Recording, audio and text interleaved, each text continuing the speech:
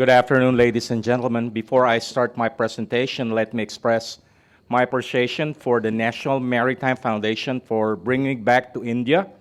Actually, this is my third time to be in India this year, and my wife is already planning to make a major career shift.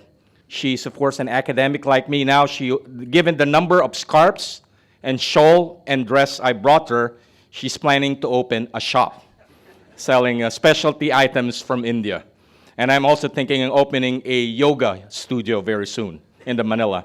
So my presentation today talks about a dramatic shift that happened in the Philippines.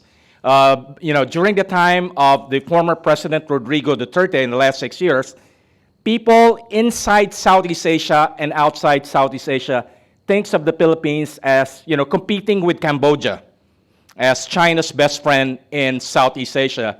Now we are competing with Taiwan as China's most hated entity in the region.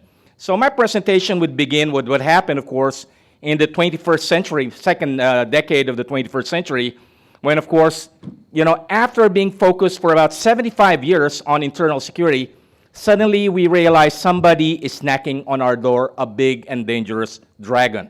That's a form of Chinese maritime expansion.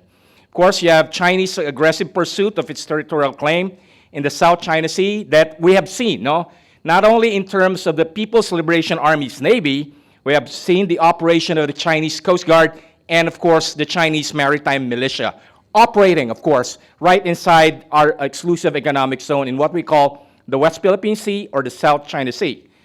We go back, of course, what was announced even before President Xi Jinping, when you have, of course, a delegation coming from the State Department during the time of the Obama administration, when China, of course, mentioned. And, of course, the world simply did not take this into account.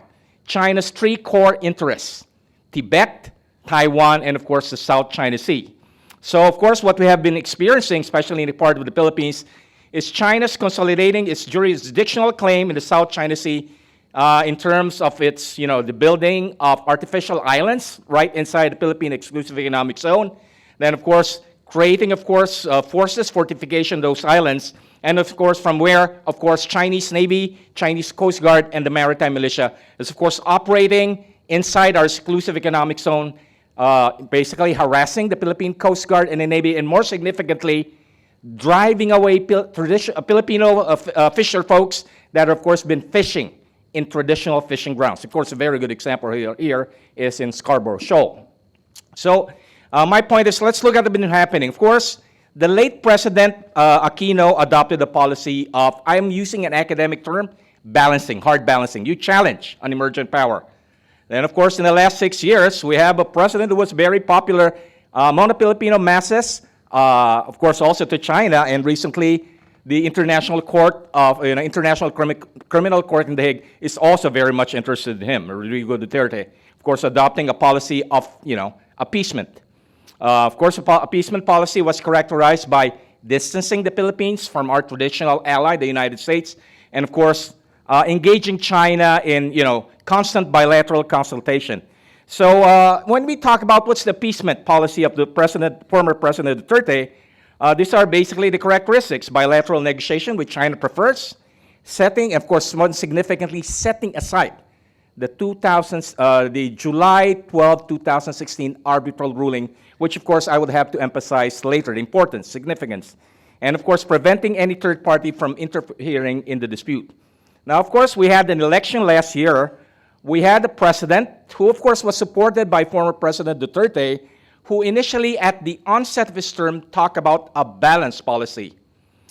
First of the State of the Nation address, he wanted a balanced policy, relying on China when it comes to investment, trade, but at the same time, something that he realized during the time of President Duterte, we could not simply drop the United States like a hot potato, because our significance, our importance to China is also based on our security relationship with the United States. So he employed a balanced foreign policy, going, of course, to New York, where he met President Joe Biden. Then, by the same time, he emphasized to President Xi Jinping, who he met earlier this year, that he still wants to maintain a very close economic cooperation with China. Some academics would call this hedging, but we could discuss it later. What does the hedging entail? Or if the Philippines, as part, as part of ASEAN or Southeast Asia, could really adopt a policy of hedging. So this begs, of course, the question of whether, would the two powers, the United States and China, allow us to hedge or play that game? So we are, of course, in a way, this is kind of dated because we're not anymore at the crossroad. We have the decision already made, and something I will be discussing why. Current administration, of course, has basically adopted hard balancing policy. Basically, of course, all-out challenge against China's maritime expansion in the South China Sea. I'll just breeze through this when you talk in terms of the strategies. It's a sort of academic discussion, so we talk of hard balancing, building up a military capability. But of course, you also have to rely on alliance, two elements of what they call hard balancing. What they call external balancing, you form alliances. Internal balancing, you build up your military capability. Then, of course, the notion of appeasement. And of course, what comes into our mind is British foreign policy towards Nazi Germany during the Munich conference with Hitler, appeasing. Then, of course, you have efforts to find the middle ground. You develop a military capability, and at the same time, you try to engage the other party. Some would call the term hedging, something they will be discussing later. So I'll just breeze through policies that had been adopted in the past. Of course, it began during the time of the late President Benigno Aquino III, and for us, this was a shock to him, because when he became president in 2010, he couldn't care less about foreign policy. I was talking to a former Marine general who experienced this firsthand. In March 2011, he did not even know where the Spratly is, when he became president. He was primarily focused on domestic. Some of the key points he raised, building up the military capability. And of course, a major decision that he made in the aftermath of the Scarborough Shoal, we simply don't have the capability to challenge China. So the decision was made, of course, to file a claim against China, of course, in the Permanent Court of Arbitration.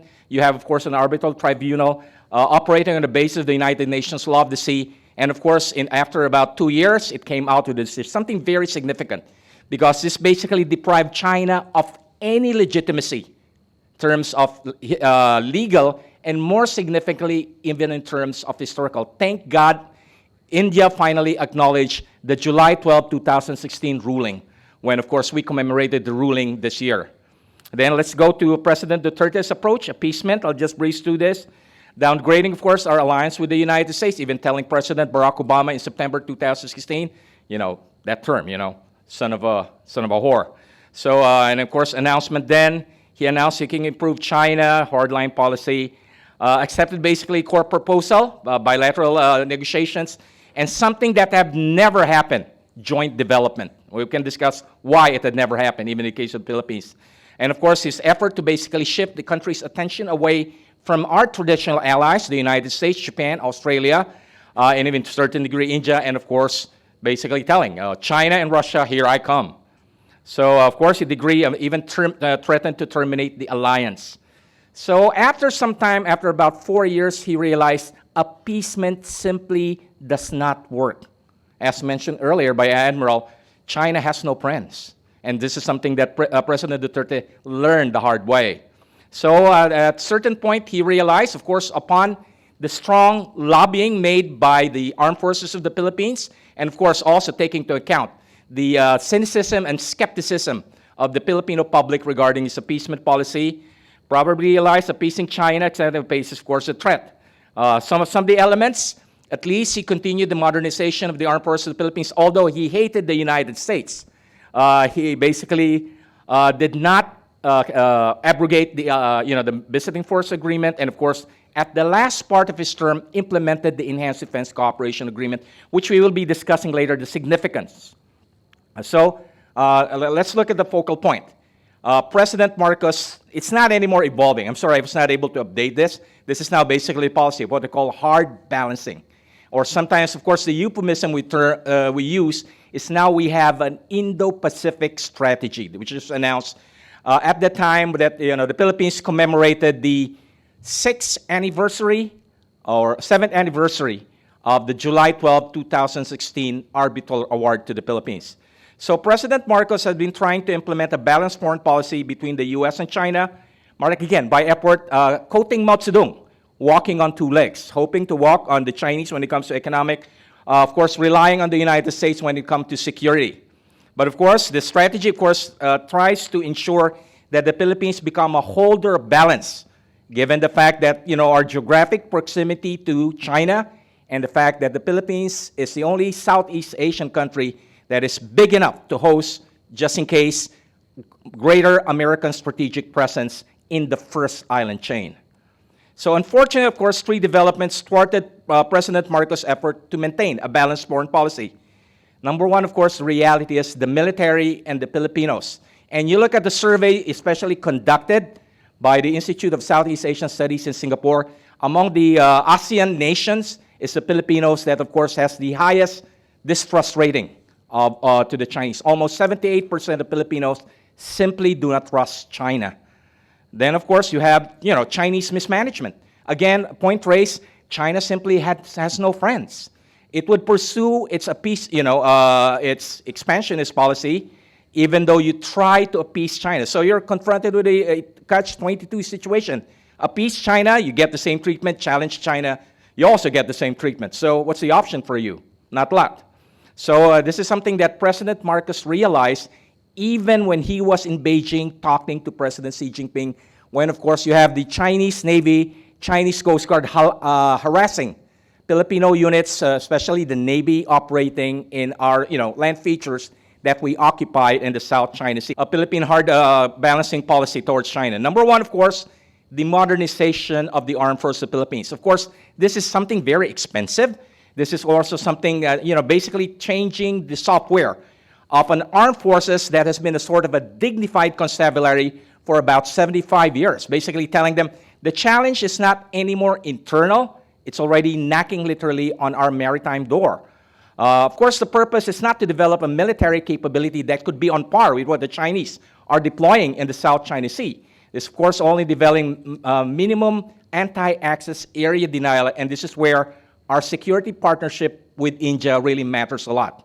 The delivery of the BrahMos missiles, we could not sink all the ships of the People's Salvation Army's navies. At least we impress upon them that we could sink some of your ships, and probably some more Coast Guard. But of course, the impact here is more of psychological rather than actual strategic.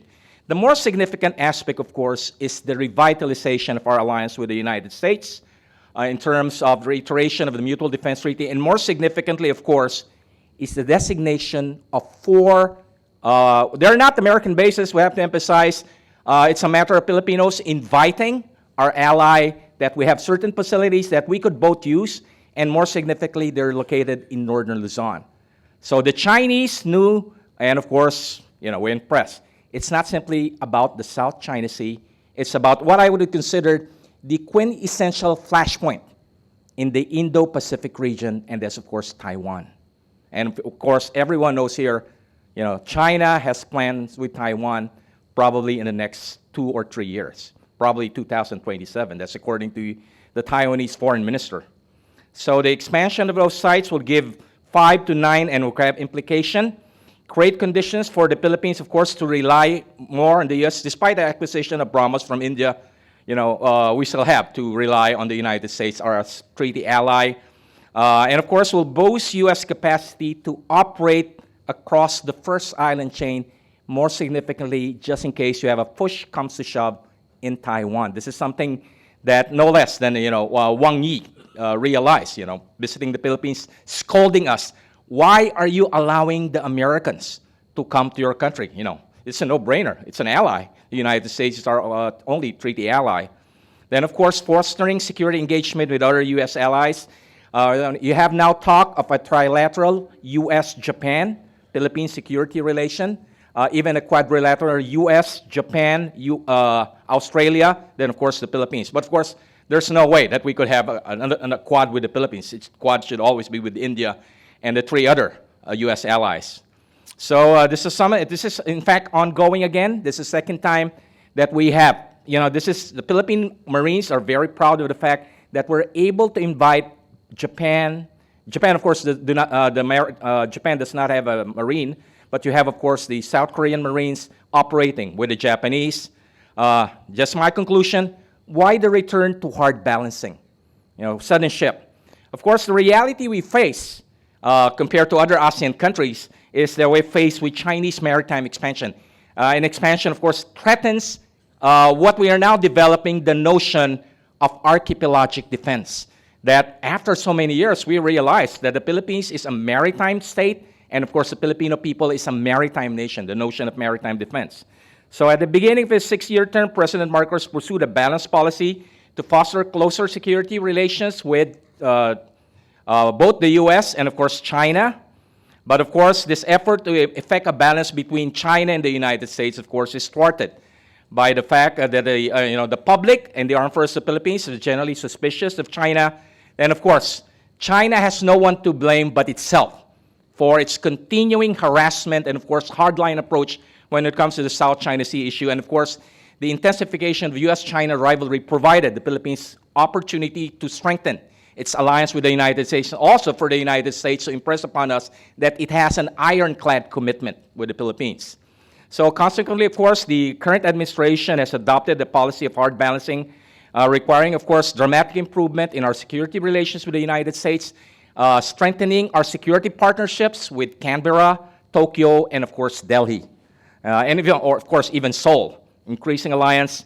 So this is the last part. Closer Philippine security relations indicate that Manila is working closely with Washington, Tokyo, Canberra, Delhi in advancing an Indo-Pacific strategy, which, of course, Beijing perceives as Washington's gambit. Every time we do something drastic, they always blame the Americans.